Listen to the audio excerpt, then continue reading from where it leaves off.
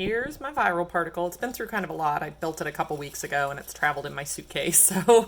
But this is it. So let's start with what's on the inside of the viral particle. So we have two enzymes called replicase and protease. And just like usual, you should say these terms. So this is replicase.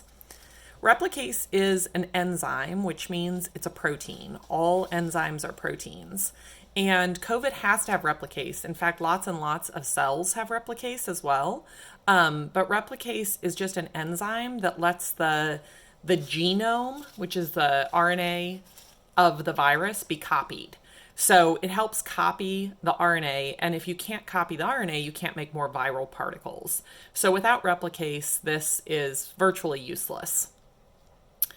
Okay, let's go to protease because protease is the other enzyme. So they're similar, they're both proteins, but they have different jobs. Replicase helps copy the RNA, but protease, what it does is it cuts up the proteins that the viral particle makes. So cells make proteins and so do viruses. It's how they function. They're built out of proteins.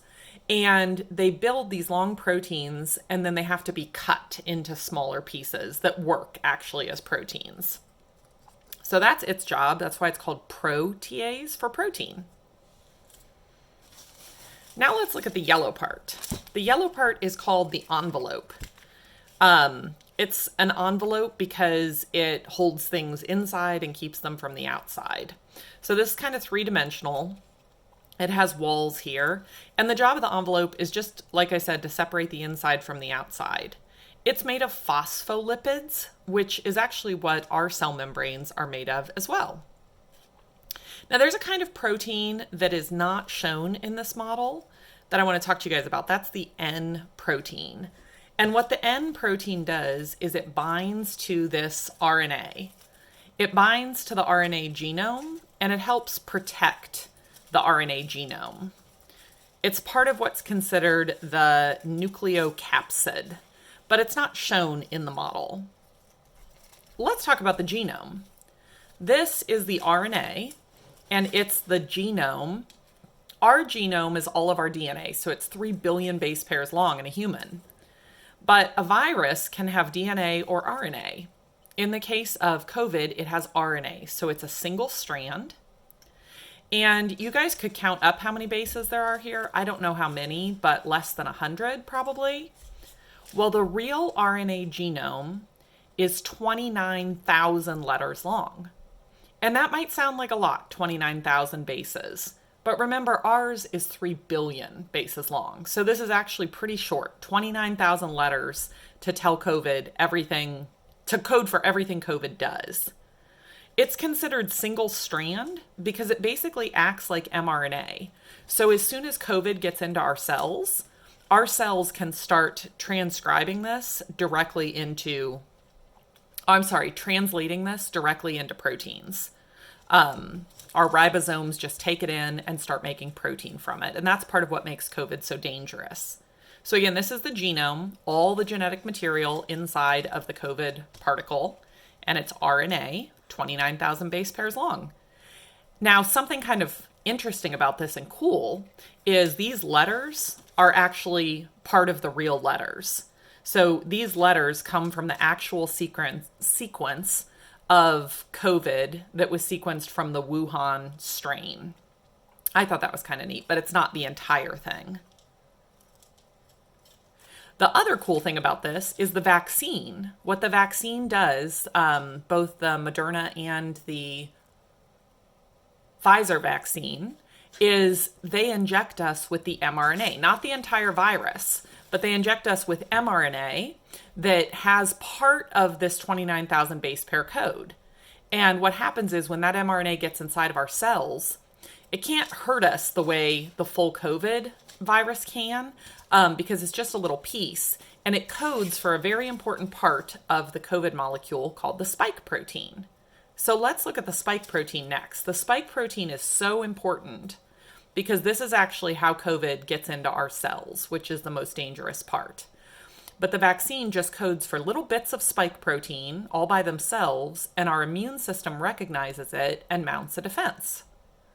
So these are the spike proteins. They're orange on this model. The spike proteins are on the surface of COVID particles. They are what can attach to the surface of our own cells. And for a virus to hurt us, it has to be able to attach to the surface of our cells and then actually be pulled into the cell. So these attach to something called our ACE2 receptors, which are lining our airways. That's why COVID is so dangerous for the respiratory system. But we also have a lot of ACE2 receptors in our heart, which is why some people are having heart complications from COVID. So this spike protein lets the COVID particle attach to our cell and then get pulled into our cell, at which point we start to copy the virus. And that's when replicase comes into play. We copy the virus. And that's when it starts to damage our cells, when we're spitting out billions of viral particles. Now, there are some other proteins that are important too. So it's not just the spike proteins on the surface, but this is the M protein. The M protein helps build the virus. So I said viruses are built of proteins, just like we are. And it helps decide the shape of the viral envelope. So without the M protein, it can't really build this envelope around it. There's another protein too called the E protein, and that's this little pink one. And the E protein works with the M protein to help build the viral envelope. And there's another one called the HE protein. Now the HE protein has a name I have trouble saying, hemagglutininesterase dimer. This one helps the virus attach to the host cell. So it sort of works with the spike protein to help the virus attach to the host cell. Again, to be dangerous to us, viruses have to attach to our cells, and then the viruses have to get into the cells. So our cells have to decide to take the virus in.